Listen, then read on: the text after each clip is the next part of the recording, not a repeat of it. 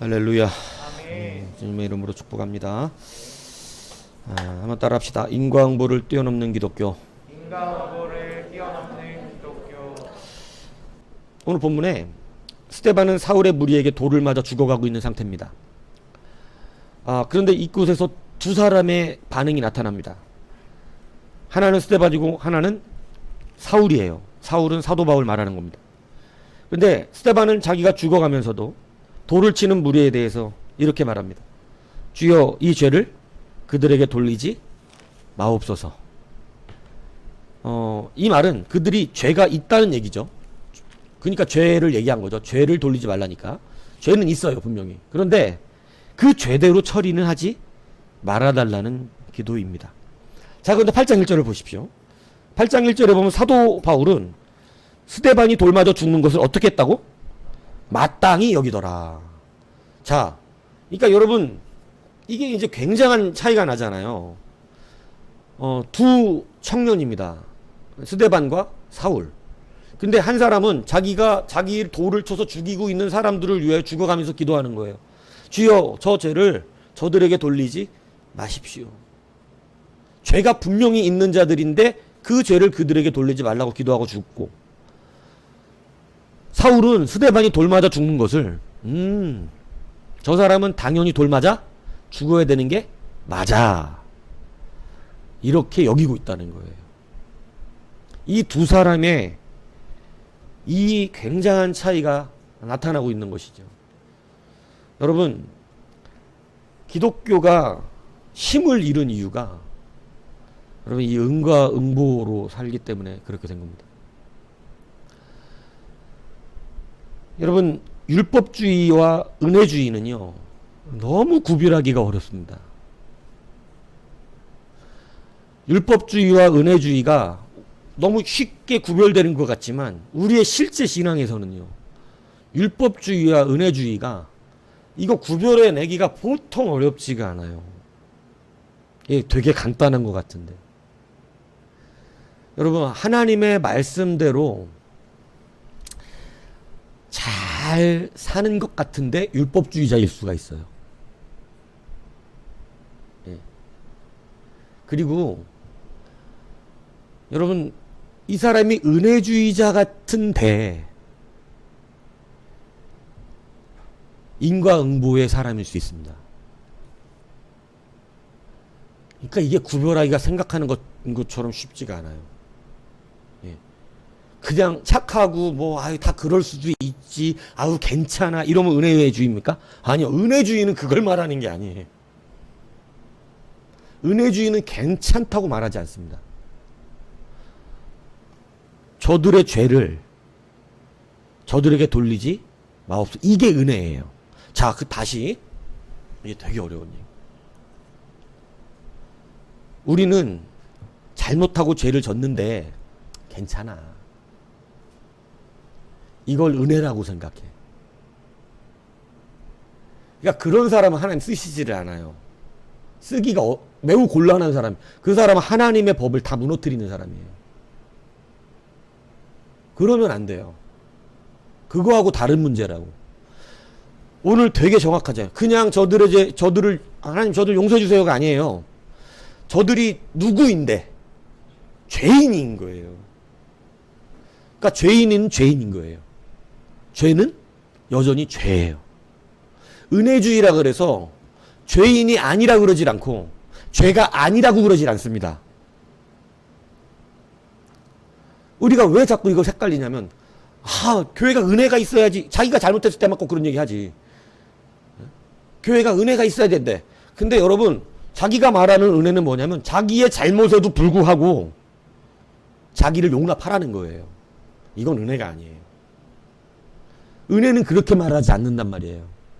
그건 인과응보를 잘못 개념, 뭔가 지금 잘못된 율법주의자입니다.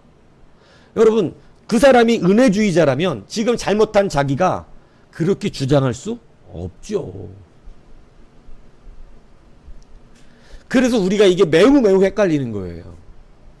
정말 하나님의 은혜로 살면, 여러분, 말씀을 받는 사람이 은혜주의자면 내 죄 앞에서 여러분, 그는 은혜를 구합니다. 그 은혜라고 하는 것은 나를 용납하라는 게 아니에요. 내 죄가 하나님 앞에 용서받기를 간절히 청하는 회개자가 되는 것이에요. 이게 은혜를 아는 자인 거예요. 그러니까 죄가 아니라고 말하고 있는 것이 아니에요. 근데 그 죄를 어떻게 해달라고? 용서해달라고 그러고 있는 거예요. 이거를 너무 많이 헷갈려요, 사람들이. 죄인이 맞아요. 틀렸다고. 그렇게 하면 안 되죠. 예수 믿는 사람 그렇게 하면 안 되는 겁니다.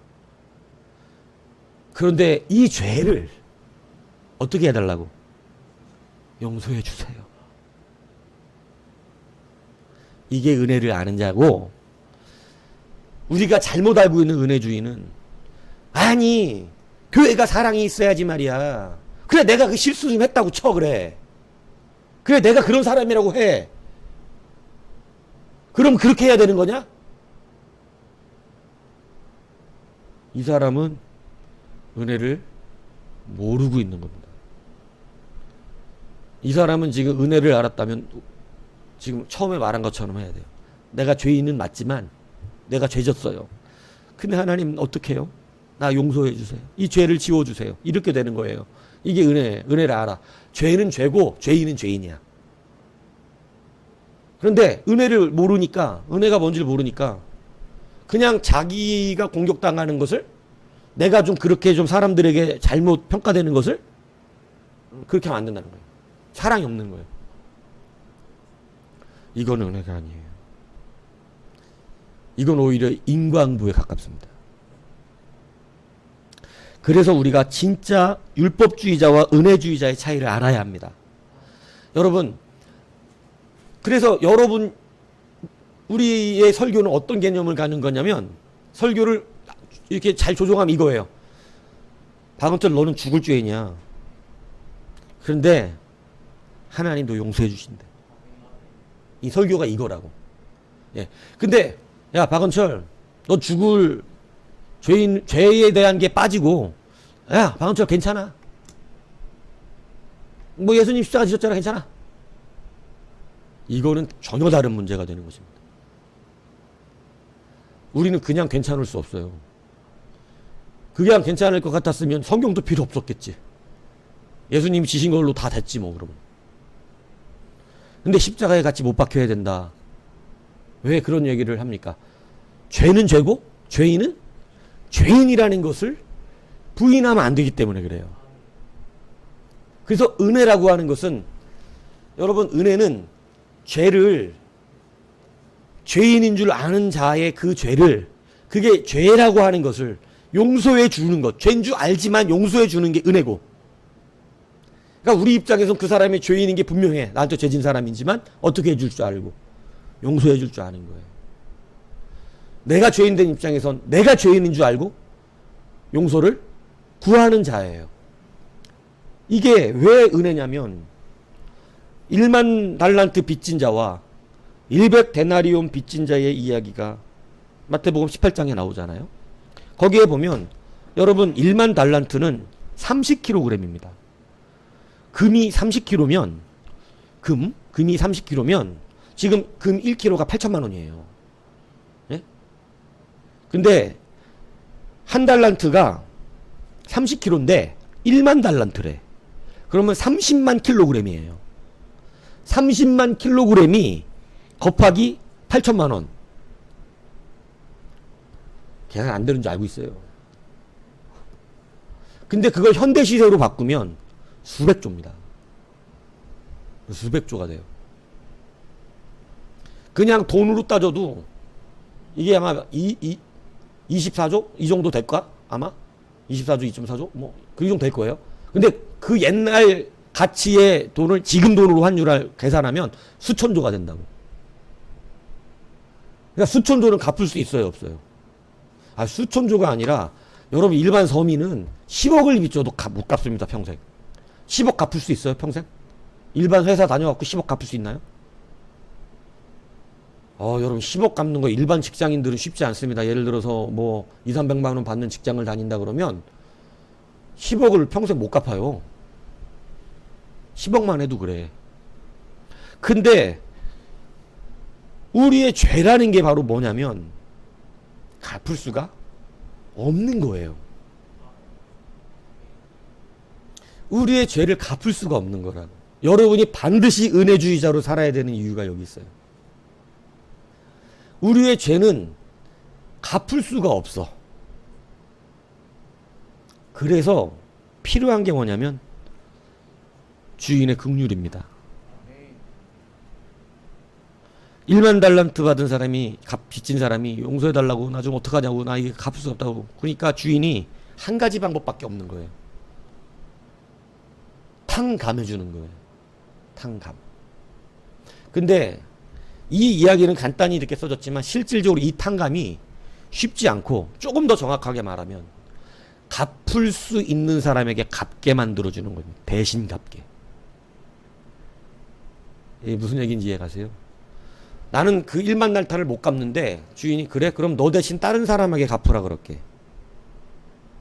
그리고 그 사람에게 그걸 뺏어버리고 됐어. 내가 저 사람에게 이걸 다 뺏어서 받았으니까 너는 풀려났어. 이렇게 되는 경우거든요. 그게 예수님이잖아요. 하나님이 예수님에게서 받아내잖아요. 예수님께 생명값을 다 받아내고 우리는 풀어주신 거거든요. 그러니까 이게 은혜예요. 그래서 은혜라고 하는 것은 그래서 탕감 받는 거거든요. 우리의 탕감은 그 탕감이에요. 그래서 우리의 탕감은 그냥 탕감이라는 이 사전적 의미가 뭐냐면 이렇게 써져 있어요. 빚이나 요금, 세금 따위를 물어야 할 것을 삭쳐줌. 그럼 삭쳐줌이 뭐냐? 삭은 뭐냐? 삭감 할 때 삭이잖아요. 그게 뭐냐면 조금도 남기지 않고 전부란 뜻입니다. 그러니까 조금도 남기지 않고 전부를 어떻게 하냐면 전부를 이 삭쳐줬다. 전부를 다 받은 것처럼 해주었다. 근데 받았다. 받은 거예요. 자기가 안 받았지만. 예. 근데 이렇게 해주신다는 거예요. 이게 뭐냐면 은혜예요. 그래서 여러분 우리가 지금 스데반은 뭐에 살고 있는 사람이에요? 은혜에 사는 사람이 되었다는 것이죠. 그래서 이 사람이 은혜 안에서 그들의 죄가 있지만 그들의 죄를 용서해 달라는 은혜는 이거라는 것이에요. 자, 여러분들에게 죄가 분명히 있는 사람을 용서하는 것은 쉽지가 않아요. 이게 좀 어렵습니다. 우리의 용서는 나에게 분명히 죄가 있는 사람을 용서하는 것은 어려워요. 그런데 보편적인 용서는 쉽습니다. 죄가 없는 불특정 다수에 대한 원수를 사랑하라. 할렐루야 아멘 돼요. 근데 내 원수는 사랑을 하기가 어려운 거예요. 그래서 은혜주의자가 되질 못하고 이게 그래서 헷갈린다는 거예요. 우리 안에서. 여러분 그 하나님이 시험을 하세요. 여러분 원수를 사랑합시다 이러면 아멘 하잖아요. 우리 그 설교에 아멘 해야지. 왜냐면 그렇게 돼야 되잖아. 그죠? 그래서 하나님이 어떻게 해? 내 앞에 누구를 두셔? 원수를 두셨어. 나에게 죄진 자야. 나에게. 내 돈을 강탈해 갔던가 나에게 너무나 몹쓸 짓을 해서 나를 힘들게 만들어 놓은 사람이에요. 나를 망하게 만들었어. 자, 그 죄 앞에서 오늘 스데반과 같이 그가 나를 쳐서 죽이고 있는 상황이 되었는데 예, 이 기도가 은혜를 따르는 자의 기도라는 거예요. 그러니까 여러분 이게 우리 앞에서는 되지 않고 어떨 때만 되냐면 그냥 뚱 띄워놓은 말씀 속에서만 아멘이 되는 말씀이 되기 때문에 그래요. 오늘 불가에도 인과응보 사상이 있습니다. 근데 불가의 인과응보를 뭐라고 우리가 보통 지칭하냐면 자비의 인과응보라고 얘기합니다. 자비의 인과응보라고 왜 그러냐면 업보라는 얘기 들어보셨죠? 이 불가 용어잖아요. 업보, 전생. 여러분 불가가 인과응보를 말을 해요. 근데 참 자비롭게 말을 해요. 어떻게 말하냐면 봐, 너는 네 죄 때문에 이 자식아 그렇게 망한 거야. 당연한 거야. 아주 잘 됐지. 인과응보 사상이 이거거든요. 너는 네 죄 때문에 이렇게 된 거야. 그러니까 그렇게 되는 게 당연한 거야. 이게 인과응보예요. 근데 불가는 이렇게 말하지 않습니다. 막 고통받잖아요. 그러면 전생에 업보가 있어서. 그러니까 조금 따스해. 뭐냐면 인과응보는 맞는데 그 앞에 대고 너 죄져서 그런 거야, 이 자식아. 이렇게 말 안 해요. 어떻게 하냐면 자기도 모르는 전생 얘기해 주는 거야. 전생에 업보가 있었어. 그러니까 어때요? 잘 안 되지만 내 탓은 내 탓인 것 같은데 뭔가 한번 걸러가지고 자비로운 내 탓이야. 아, 전생이 문제다. 전생이. 옛날 전생의 업보가 이렇게 널 힘들게 하는구나. 그러니까 왠지 따뜻하죠? 이걸 자비의 인간보라 그래. 그래도 인간보예요. 인간보는 한계가 있어. 어차피 힘들지만 마음으로 한번 위로해주고 힘든 거야. 어차피 결국은 전생에 지은 죄 때문이지만 내 죄 때문이래. 그러니까 그래도 좀 따뜻하잖아요. 근데 여러분 잘못된 율법주의가 되잖아요. 그러면 오늘 사울처럼 되는 거예요. 그가 죽는 것을 마땅히 여기더라. 하나님께서 기뻐하지 않는 게 이겁니다. 그러니까 우리가 은혜를 잘 이제 구분해야 된다는 거예요. 뭐냐면 이 욥의 친구들이 욥에게 와서 뭐라 그러냐면 네가 죄져서 그렇다는 거예요. 네가 죄졌기 때문에 이렇게 됐다. 완전 인과응보의 이야기를 해요. 근데 여러분 이것은 하나님의 은혜를 착각한 사람들의 말입니다. 그러니까 우리가 함부로 가서 병원 같은 데 가서 아픈 사람한테 죄 때문에 그래 이러면 안 돼. 그건 율법 인과응보지. 욥의 친구들처럼 얘기하는 거지. 죄져서 그런 거예요 이러면 안 돼요. 우리는 한계가 더 나가. 죄가 있지만 주님의 용서가 있을 것이에요. 그래서 이게 지혜롭게 얘기를 해야 되는 거예요. 그런데 우리의 인과응보는 불교의 자비의 인과응보보다도 못할 수가 있습니다. 불가는 그래도 한 개 걸르잖아. 아유 전생에 업보가 있어서 그런 거예요. 어떡하냐. 이래준다고. 네 죄는 네 죄 때문에 그런 건데 그래도 전생의 죄야. 이렇게 그냥 없는 대로 돌려버리잖아. 근데 우리는 전생은 없어 우리에게. 그렇게 전생 얘기는 하지 않아요. 근데 인정해야 되는 것은 뭐냐면 죄예요. 죄와 죄인이에요. 그러나 그 죄와 죄인에도 불구하고 하나님은 우리를 용서하신다는 거죠. 그리고 그 용서 때문에 오늘 나에게 죄를 짓고 나를 아프게 한 그 죄 있는 사람, 죄인인 그 사람을 우리도 누구처럼 기도할 수 있다는 거예요? 스데만처럼 기도할 수 있다는 것입니다. 그래서 기독교의 인과응보는 여러분 용서의 인과응보예요. 기독교도 인과응보 얘기해 안 해요? 성경 해요. 니들이 내 말을 잘 들으면 복 받고 잘 안 들으면 벌 받는다. 그런데 그렇게 얘기는 하셨는데 주의 인과응보에는 한 가지가 더 나가는 거예요. 그게 뭐예요?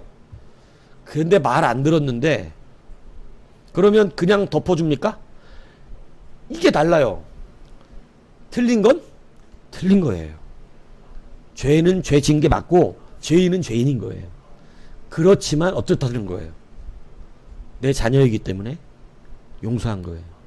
부모가 자기 자녀들의 죄를 용서해 줄 때 여러분 잘못한 것을 그냥 덮어버리면 이 아이는 못된 애 돼버립니다.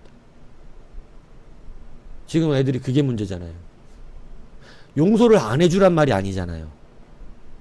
용서해줘야지. 내 자녀들 다 용서해야지. 뭔 죄를 줘도 용서해줘야지. 그 무슨 드라마인가 하나를 봤더니 거기에서 자기 자식이 군인인데 사람들을 죽였어요. 그래갖고 한참 갇혀있다가 엄마를 오랜만에 면회했어요. 근데 엄마가 가가지고 아이고 내 자식이 이러면서 그냥 그거 얘기하는. 그러니까 옆에서 뭐냐면 사람을 죽였다고 얘기했는데 내 새끼밖에 안 보이네? 이렇게 옆에서 그렇게 얘기를 하더라고요. 그러니까 이제 그게 이제 어떤 측면에서 그러니까 옆에서 그러더라고. 엄마는 그것밖에 원래 안 보여. 이렇게 내새낀 것만 보이지 뭘. 그래서 참 의미가 좋더라고요. 그런데 우리 기독교는 그렇게 끝나면 안 된다는 거예요. 그건 은혜가 아니에요. 은혜는 내 자식을 100% 용서합니다. 전제가 돼 있어요, 이미. 무슨 죄를 졌을지라도예요. 그런데 기독교의 은혜는 죄가 있고 네가 죄인이지만 용서해 주는 거예요. 이걸 세상이 싫어합니다. 세상이 이걸 싫어하는 거예요. 세상은 두 개를 좋아해요. 그냥 용서하든가, 죄라고 그러지 말고 그냥 안아주든가. 예, 이러니까 따스하잖아. 그죠? 그러니까 엄마는 그것만 보여야 돼. 그러니까 그렇게 사랑을 하는 게 진짜 사랑처럼 얘기를 하는 거야. 아니요, 기독교는 그게 진짜 사랑이라고 그러지 않아. 그건 내 새끼밖에 모르는 거야.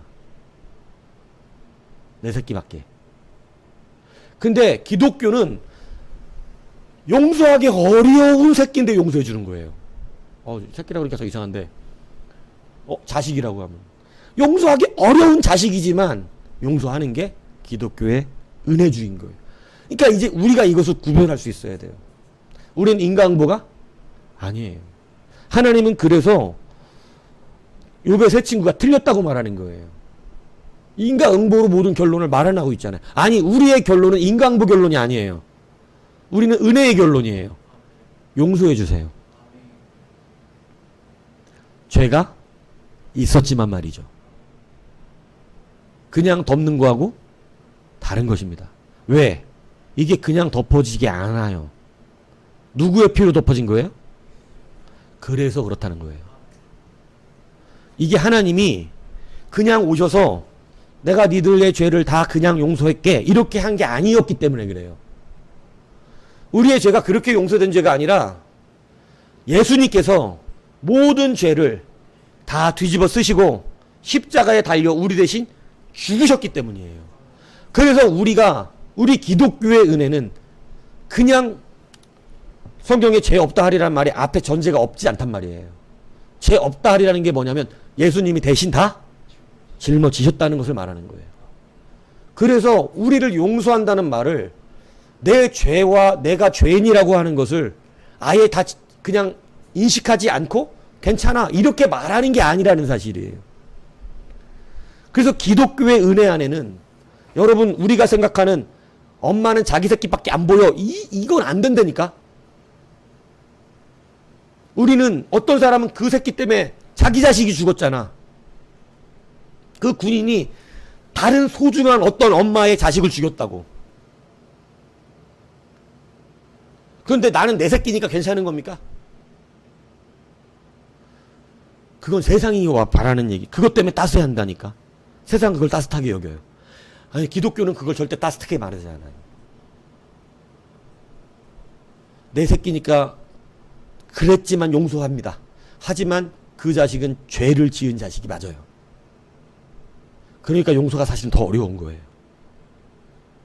그런데도 용서하시는 거예요. 그리고 그 자식은 그 용서를 따라 어떻게 해야 됩니까? 자기의 죄를 시인하고 용서를 구해야 됩니다. 울어야 합니다. 주님, 내가 왜 그랬을까요?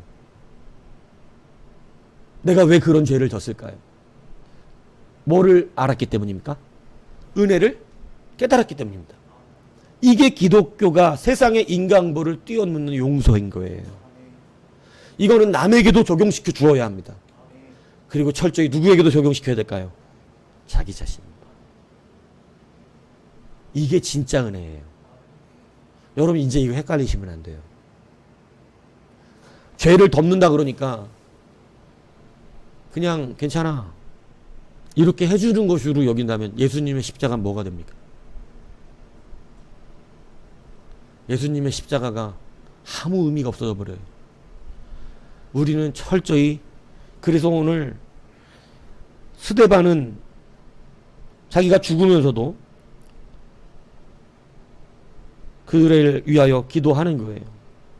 저들의 죄를 저들에게 돌리지 마시옵소서. 그들이 용서할 수 없다는 얘기잖아요. 죄가 분명히 있다는 거잖아요. 용서를 하죠. 근데 사울은 어떻다는 거예요? 그가 죽음을 마땅히 여기더라. 여러분, 무슨 차이입니까? 이게 은혜와 율법을 무엇을 의지하고 있는가의 차이라고 하는 것을 알아야 하는 것이. 하나님의 말씀을 똑같이 들어도요, 법을 의지하는 자가 있고 예수님을 의지하는 자가 있습니다. 이게 좀 달라요. 여러분은 하나님의 말씀을 들을수록 예수님을 의지해야 합니다. 그래야 율법주의자가 되지 않고 은혜주의자가 됩니다. 근데 말씀을 들을수록 법을 의지하는 거예요. 말씀의 법을 의지한다고. 근데 말씀의 법이 아니라 말씀 자체를 의지해야 됩니다. 그게 예수님이에요. 무슨 얘기인지 잘 이해 안 가시죠? 여러분, 경찰들이 딱지 끊는 이유가 뭐예요? 법을 지키려고 하는 겁니까? 사고 안 나게 하려고 하는 겁니까? 요거 헷갈리지 말라는 얘기예요. 사고 안 나게 하려고 딱지 끊는 거예요. 사람 죽지 말라고. 사고 나서 인명피해 없게 하려고. 사고가 나지 않게 하려고 경찰들이 이 봉 들고 앞에 서 있는 거예요. 그러면 거기 법대로 운전해요. 그죠? 신호 지키고 속도 줄입니다. 근데 여기 속도 내면 위험한 도로거든요. 그러니까 서 있는 거예요. 사람 살리려고 하는 게 맞는 거예요. 그죠? 근데 여러분, 우리가 예수를 믿다 보면 사람을 살리려고 하는 것으로 그 법을 만든 건데 요거를 헷갈릴 때가 있다고. 법을 의지한다고. 법을 지키는 게 중요합니다. 왜? 법을 지키면 안전해요. 보통. 그래서 법을 지켜야 되는 게 맞는데 이게 오랜 신앙생활을 하면 법을 지키는 건지 사람을 살리려고 했던 건지 헷갈리는 거예요. 자기도. 그래서 자기도 모르는 율법주의자가 됩니다. 이게 가시죠. 그러니까 우리는 예수님을 의지하는 자인 거였지 예수님을 의지하게 하려고 법을 줬던 거예요. 예수님을 의지하게 하려고 그런 법의 테두리를 안전하게 만들어 주셨던 거예요. 근데 우리는 어느 순간인가 법을 의지하기 시작하는 거예요. 그게 아니라 예수님을 의지한다는 거예요. 그래서 무엇을 의지하는지 여러분 잘 지금 다시 생각하셔야 합니다. 우리도 모르게 말씀의 법에 사로잡혀 있다면 여러분, 법을 지켜야 되는 게 맞지만 여러분, 경찰들이 못 됐잖아요.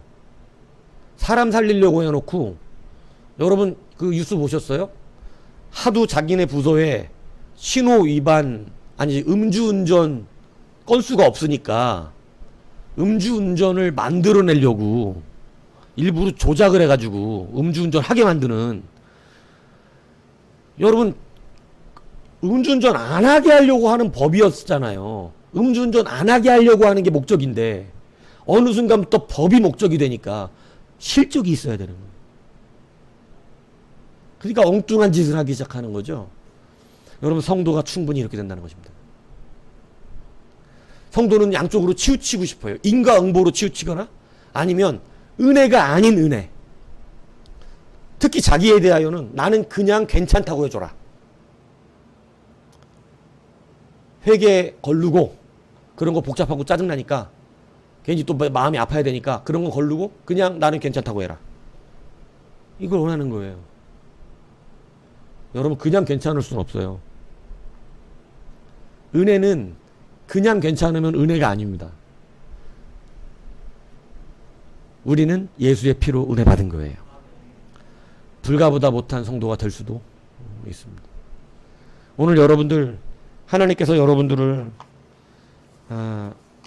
성경에는 행한 대로 갚는다 그러시잖아요. 그죠? 행한 대로 진짜로 갚으시나요? 제가 볼 때는 행한 대로 안 갚으십니다. 정말 용서해 주기를 기뻐하세요. 그러면 계속 그렇게 행하나요? 그러면 안 된다는 것이죠. 근데 아마 주님은 7번씩 70번이라도 용서해 주실 것입니다. 그러면 7번씩 70번 계속 죄짓나요? 하나님의 백성이 아닐 가능성이 높은 거예요. 하나님의 백성은 은혜를 알면, 그래서 죄를 걸러서는 설교를 할 수가 없습니다.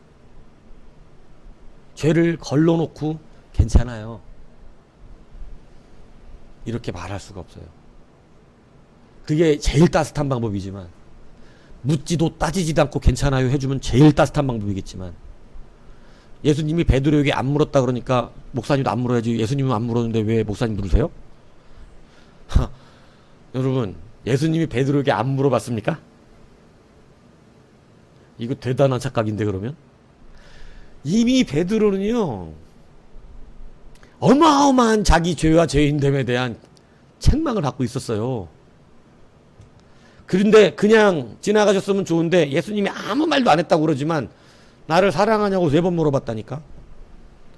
여러분, 이게 지금 얼마나 지금 더 무섭게 묻는 거잖아요. 차라리 야, 너 나 왜 배신했냐? 이랬다면 편하지, 속이나. 근데 주님은 그렇게 안 물어보고 사랑하는 거 맞냐? 라고 물어보셨다고. 이게 그 말이지 뭔 말이야. 여러분, 아무 말 없이 그냥 그런 게 아니고,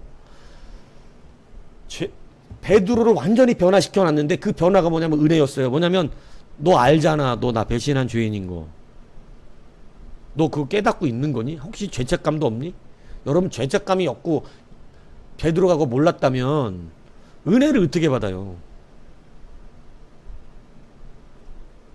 은혜 못 받습니다. 아니, 잘못을 해놓고도 잘못한지 모르고 있는데 어떻게 은혜를 받냐고. 너 나 왜 배신했냐? 사람이 다 그런 거지 않아요? 원래 그렇잖아요. 사람 다 약하잖아요. 그런 거 아니에요? 예수님, 뭐 사람이 자기가 죽게 되면 그럴 수도 있는 거지. 꼭 그렇게 뭐 사랑하냐고 3번씩 물어봐갖고 그거 그렇게 기억나게 하시고 그러셔야 되겠어요? 뭐 주님 사랑이시라더니 진짜 뭐 이렇게 얘기하면 어떻게 되는 겁니까? 여러분도 말이 안 된다고 생각이 되나요? 사람 그럴 수 있는데? 근데 여러분, 우리가 너무 많이 이래. 은혜를 잘못 생각하고 있다고. 우리의 삶 속에 너무 많이 이래요, 말씀 앞에서. 참, 사람이 그럴 수도 있는 거지, 다. 그래서 하나님이 아직 쓰기는 어렵구나. 아니요, 더 아파야죠. 그럴 수 있는 게 아니지. 아파야지. 주님은 아파하시는 사람을 기뻐하는 거지.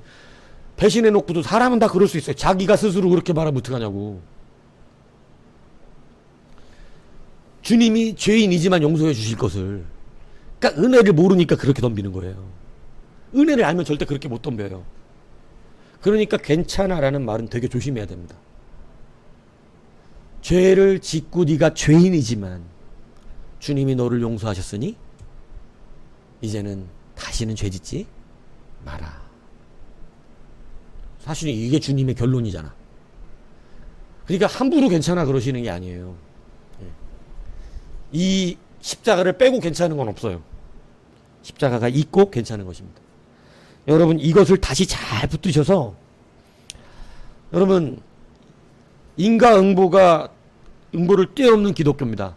자비의 인과응보를 가진 다른 종교들보다도 못한 기독교인 되시면 안 된다는 얘기하는 것입니다. 여러분, 하다못해 불가는 전생으로 돌려주잖아. 전생으로. 자기 막 잘못한 것도 전생에 업보가 있어서 그런다고 그냥. 그죠? 전생에 업보가 있어서 그렇다고. 편하잖아요.